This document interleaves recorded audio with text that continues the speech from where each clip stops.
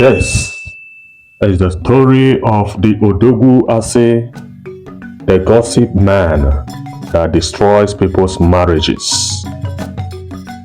In the bustling village of Umuoga, a man named Odogwuasi was known for his silver tongue. His words, like a double-edged sword, cut deeply into the fabric of many marriages. Odogwuasi had a peculiar pastime. He thrived on gossip. He would gather men under the large local bar, whispering poison into their ears about their wives. "Never let a woman think she's in control," he would say, smiling. "Show her who is the boss, or she will walk all over you. Trust me, a firm hand keeps a wife in check." Many men desperate to assert their dominance listened to him. One of them was Chinedu, a once loving husband to Ebele, a kind and hard-working woman. Their marriage was the envy of many until Odogwuasi's venom seeped into Chinedu's mind. "Your wife is too independent," Odogwuasi told him one evening. "She will soon start disrespecting you if you don't act now. Let her know you are the man of the house." Chinedu, blinded by these words, started to change. He became harsh, dismissive, and cold. Ebele, heartbroken by his sudden transformation, tried to reach him, but he was deaf to her pleas. Their home, once filled with laughter, now echoed with silence and resentment. One day, after a particularly heated argument, Chinedu filed for divorce, convinced that Ebele was the problem. Ebele, devastated but proud, left without a fight. She moved to her parents' home, vowing never to return to a man who no longer respected her. Months passed and Chinedu's life unraveled. His once orderly home became chaotic. He missed Ebele's warmth, her laughter, and her unwavering support. Slowly, the fog of Odogwuasi's lies lifted, and Chinedu saw the truth. He had been manipulated. Determined to make amends, he visited Ebele and he said, "I was wrong." He confessed, his voice quivering. "I listened to lies and treated you unfairly. Please forgive me." Ebele, however, had moved on. The pain she endured had hardened her heart. She looked at Chinedu with sad eyes and said, "I loved you once, Chinedu, but that love was crushed under the weight of your distrust. I deserve better." Odogwuasi's influence extended beyond Chinedu's tragedy. Another man, Obika, became his next victim. Obika was a quiet, devoted husband who cherished his wife, Agony, and their two children. Their marriage was strong, built on mutual respect and love. Yet, like many men in Umuoga, Obika occasionally gathered under the local bar, evening conversations. One evening, as the sun dipped below the horizon, Odogwuasi's voice rang out among the men. He spoke with his unusual authority, wavering his toxic advice into their ears. "Obika, I have noticed something," Odogwuasi began, his tone deceptively friendly. Your wife Adanne, is too submissive." Obika frowned. "Is that a bad thing?" She respects me and I respect her. Odogwuasi chuckled, shaking his head. Respect is one thing, my friend, but blind obedience, that is a sign of manipulation. Women pretend to be submissive until they control everything behind the scenes. Trust me, she's probably running your home while making you think you are in charge. Obika's face tightened with doubt. Adanne isn't like that, he said. That's what I thought about my cousin's wife, Odogwuasi said. Leaning in closer, she seemed perfect too, until she started siphoning money from his accounts and controlling him. Watch her closely, Obika. Don't be naive. Odogwuasi's words plunged to Obika's mind like a dark cloud. Over the next few weeks, Obika began scrutinizing Adanne's every action. When she suggested they save money for their children's education, he saw it as a ploy to control their finances. When she stayed late at the market, he suspected deceit. His once loving demeanor turned cold and suspicious. One night, Obika accused Adanne of secretly hoarding money. I see what you are doing, he snapped. You are trying to control me, pretending to take care about the family while plotting behind my back. Shocked and hurt, Adanne pleaded, Obika, where is this coming from? Everything I do is for our family. How could you believe such things about me? But Obika, consumed by the paranoia, refused to listen. He tightened his grip on their finances, monitored her movements, and questioned her every decision. Their once harmonious home became a battleground of mistrust. Frustrated and heartbroken, Adanne eventually took their children and moved in with her sister. She couldn't stay in a home where love had been replaced by suspicion. Alone in his quiet house, Obika began to reflect. Without Adanne's steady presence, he realized how much he had lost. He questioned his own actions and finally admitted the truths. His doubts were planted by Odogwuasi's lies. Determined to make amends, Obika sought Adanne out. Adanne, I let someone else poison taint our love, he confessed. I was wrong to doubt you. Please, give me a chance to make things right. Though deeply hurt, Adanne agreed to counseling, on the condition that Obika would rebuild their trust step by step. She didn't want to break their family apart, but she made it clear that it would take time. Meanwhile, Obika confronted Odogwuasi. Your lies nearly destroyed my family, he said, his voice trembling with anger. How many more lives will you ruin before you realize the damage you have caused? Odogwuasi, visibly shaken, could only stammer, I didn't mean to. You didn't think, Obika cut in. Your words have power. Use them wisely. For Odogwuasi, Obika's confrontation was another painful reminder of his destructive influence. The weight of guilt grew heavier as he witnessed the chaos his gossip had unleashed in yet another household. From that day forward, he began to rethink every word before it left his lips, realizing that even idle talk carried devastating consequences. It was a gray, heavy morning when Odogwuasi received news that shook him to his core. Obika's youngest son, Ugonna, had fallen ill.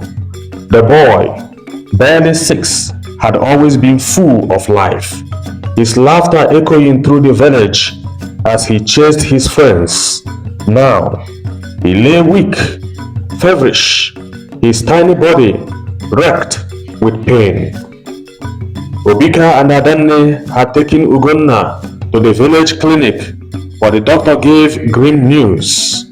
The illness had progressed too far.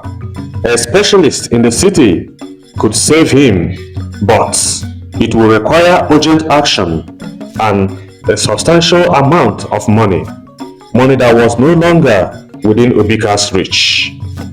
Months earlier, before Odogwuasi's poison spread through Obika's mind, Adanne had suggested setting aside a special emergency fund for the family.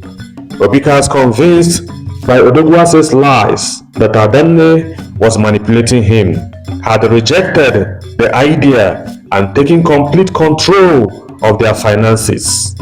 He had squandered much of their savings on unnecessary expenses just to prove he was in charge, leaving them with little to fall back on. Now, the consequences of that decision stood before him in the form of his frail, grasping son. Adanne's tear-filled eyes met Obika's. "We could have been prepared," she whispered, her voice trembling with anguish. "If only you had listened." Word of the tragedy spread quickly through Umuoga. Odogwuasi, sitting at the local bar where he once dispensed his destructive advice, overheard the whispers of villagers blaming Obika's situation on his toxic influence. He listened to Odogwuasi's. They murmured, if only he hadn't. The guilt gnawed at Odogwuasi's insides. That evening, unable to bear it, he walked to Obika's home. The air was thick with sorrow. Ugonna's weak cough echoed from inside, and Odogwuasi hesitated at the door, his heart pounding. Finally, Obika opened it, his face haggard and eyes bloodshot from sleepless nights. The moment their eyes met, the weight of everything Odogwuasi had done crashed over him. "I am sorry," Odogwuasi whispered, his voice breaking. I never meant for things to go this far."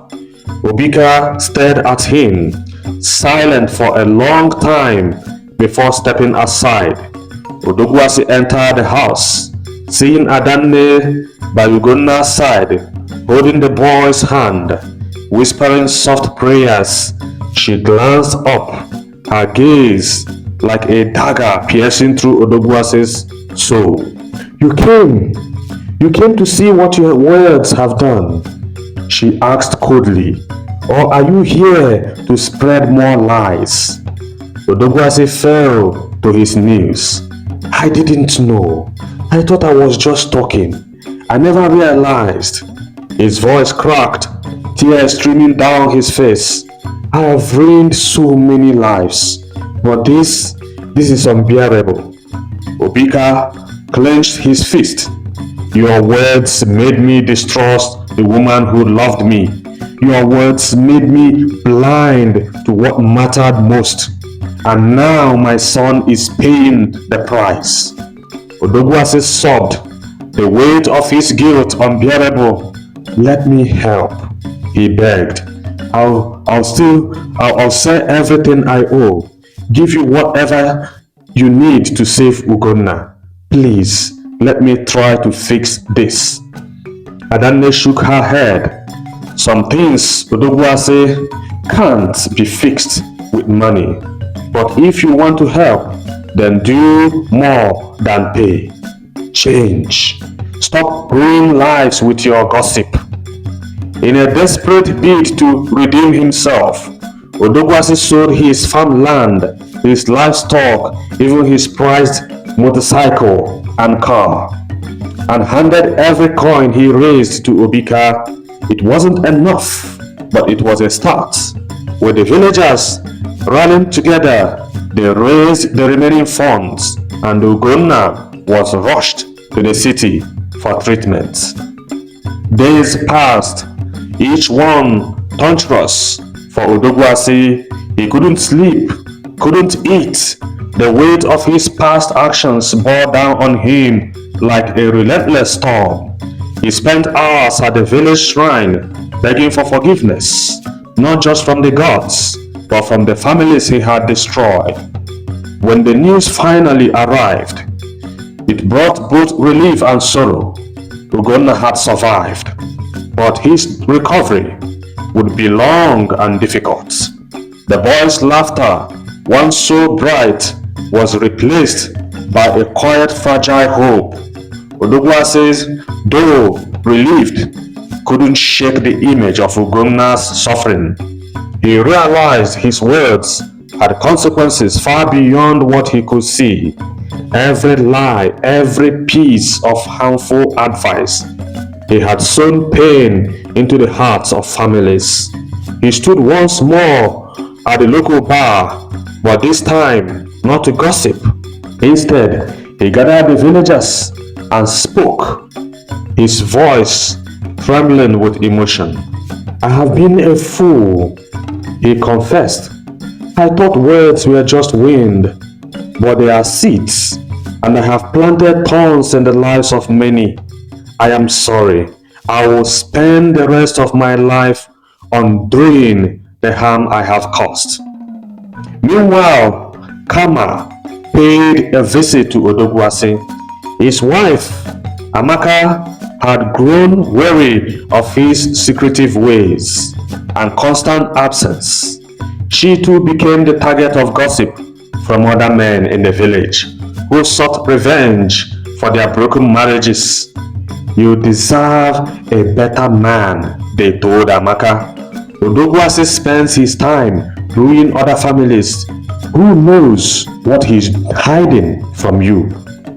At first, Amaka dismissed their words. She loved Odogwuasi and believed in their marriage. But as whispers turned into accusations, doubt crept into her heart. One day, unable to bear it any longer, she packed her belongings and left. Odogwuasi returned home to an empty house. The irony hit him hard. His own words had come full circle. The man who once reveled in tearing families apart now stood alone, his own family destroyed by the very gossip he had spread. Sitting at the local bar once more, he spun his toxic tales. Odogwuasi reflected on his actions. He saw the pain he had caused Chinedu, Ebele, and countless others. Tears streamed down his face as he whispered to the empty square, "Forgiveness is not enough. I must make things right." Odogwuasi spent the following months apologizing to every family he had wronged. He spoke openly about his mistakes, urging men to cherish their wives and communicate instead of letting pride and gossip dictate their actions. Though it was a long road, he vowed to heal the wounds he had inflicted, one family at a time. As for Chinedu, he learned the value of love and respect the hard way. Though Ebele never returned, he became an advocate for healthy marriages, sharing his story to prevent others from making the same mistake. In Umuaga, the legacy of gossip faded, replaced by a newfound respect for marriage and open dialogue. And on at the local bar, where deceit once thrived, seeds of truth and reconciliation were sown. From that day on, Odogwuasi became a different man.